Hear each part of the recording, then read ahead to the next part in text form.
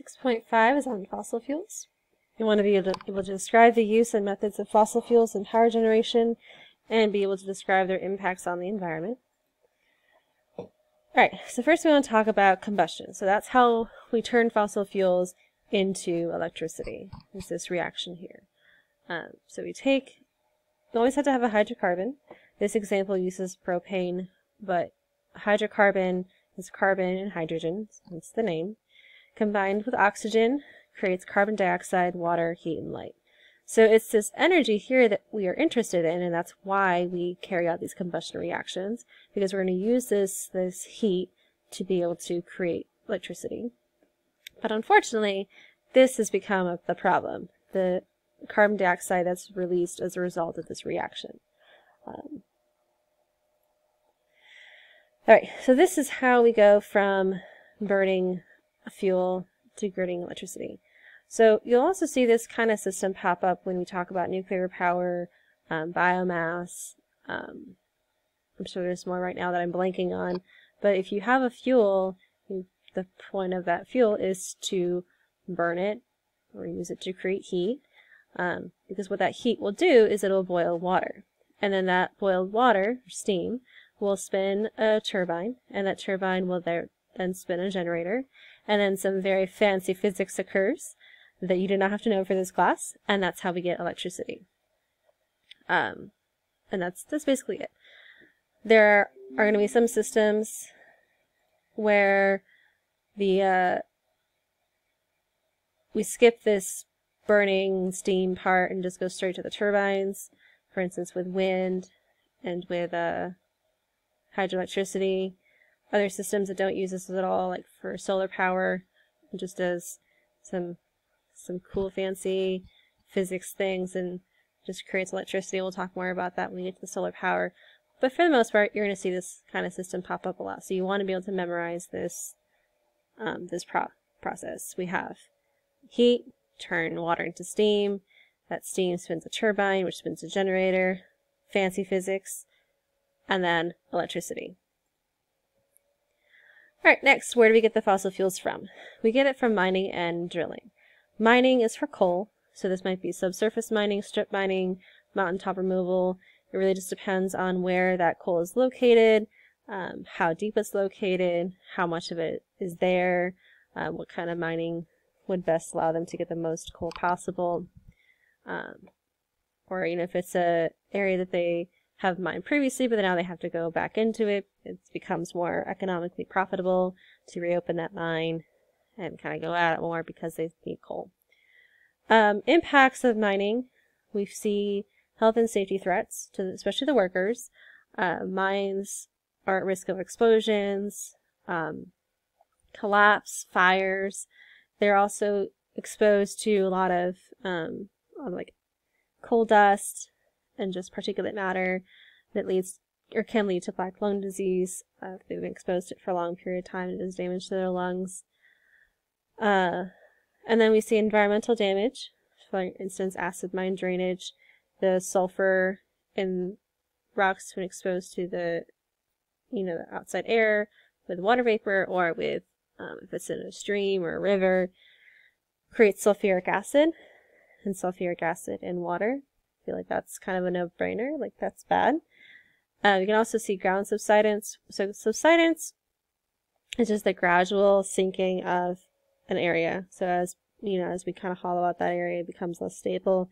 But we can also see sinkholes occur if it's really unsteady. Landslides can happen because if they move around all this soil, or a mudslide. There's a lot of water involved. Water can become toxic nearby from all the byproducts produced.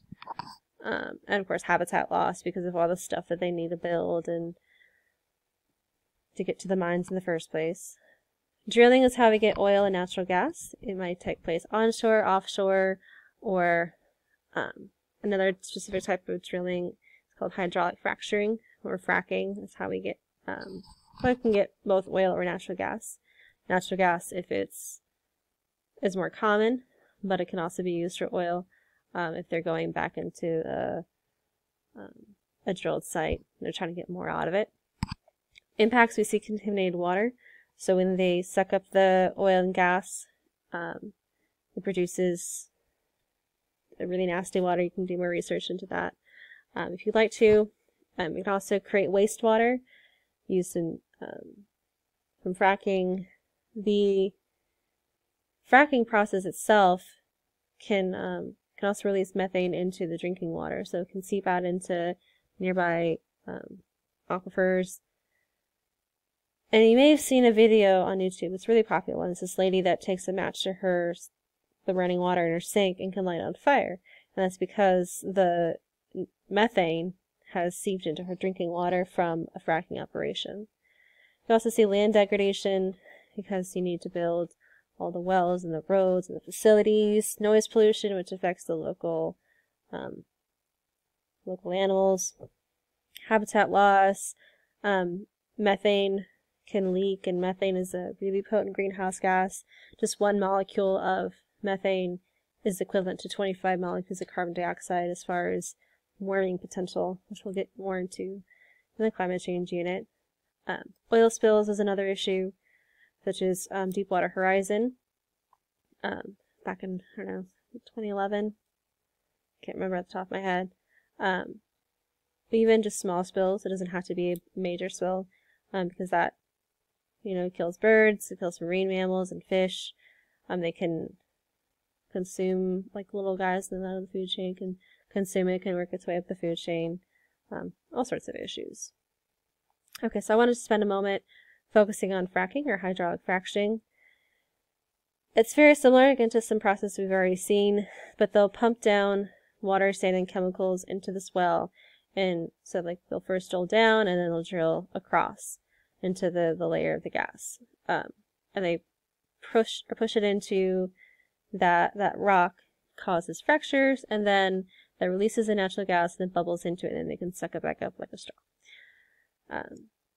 Again, we see that this creates a lot of wastewater, so they have to take fresh water and they pump it down into this ground, and it's not usable at that point. This stuff can get into aquifers. We also see ground instability, so you may have heard about like earthquakes occurring near fracking sites. I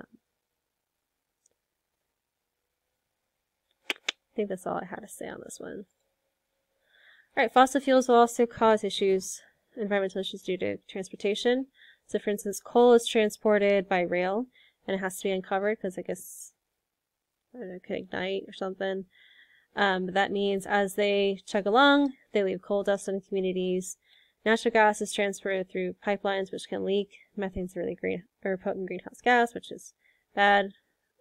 Oil is also transported through pipelines, but also super tankers, rail, trucks. At any point along this, they can spill into the ocean or the ground. Also, transportation itself requires fossil fuels, and that's the greatest source of air pollution, is transporting fossil fuels, which is weird to think about. Our energy needs produces the most carbon dioxide, a greenhouse gas, and that leads to increased greenhouse effect, which leads to global warming. But in addition, it also produces, you'll want to know these ones. We're going to talk more about it when we get to air pollution, but I wanted to bring this in now.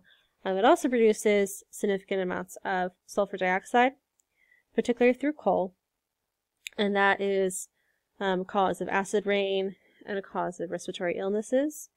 Creates nitrogen oxides, another precursor for acid rain, also smog, respiratory illnesses, particulate matter, which can cause respiratory illnesses.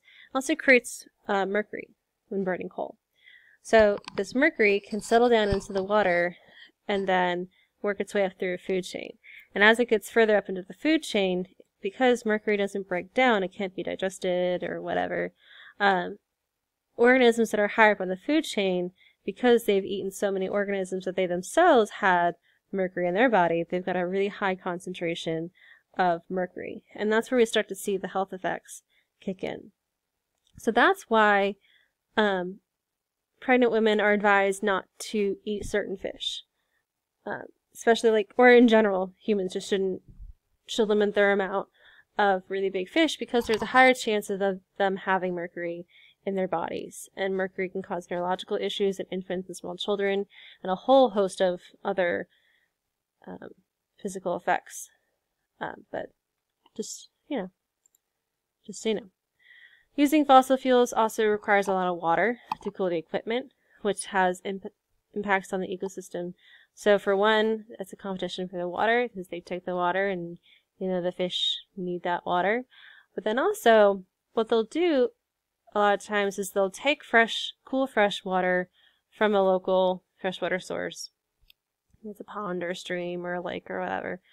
And they use that to cool their systems. So remember, it creates a lot of heat, and they'll use this cool water to make everything chill.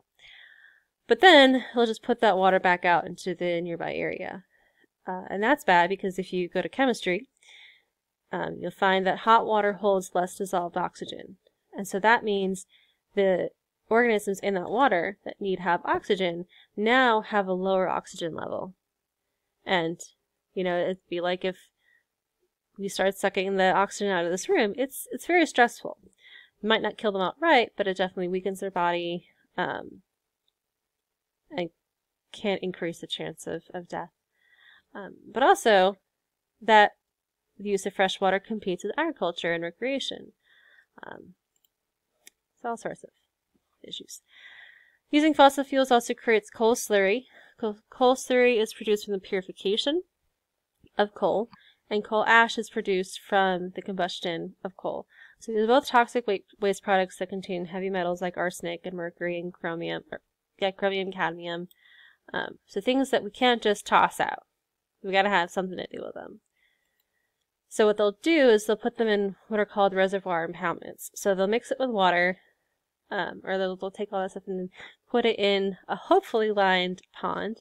It is not always lined, and it's left there to dry out, and then they can kind of scoop it up and put it somewhere else. Unfortunately, the issue is we're always just looking for another place to put them. It doesn't mean that they're going to really go away, though. Initially, though, when we see reservoir impoundments that aren't lined, and I want to say that's something like 40% of them, 42%. I can't remember where I saw that statistic, but it is too many that are not properly lined and properly monitored. Those heavy metals can then leach into surface and groundwater, and then we find these are linked to health effects like cancer, birth defects, neurological damage, a whole bunch of other stuff. But I couldn't fit it all into this PowerPoint because it's a lot of stuff. So, on that happy note, describe the use and methods of fossil fuels in power generation and their impacts on the environment. The end.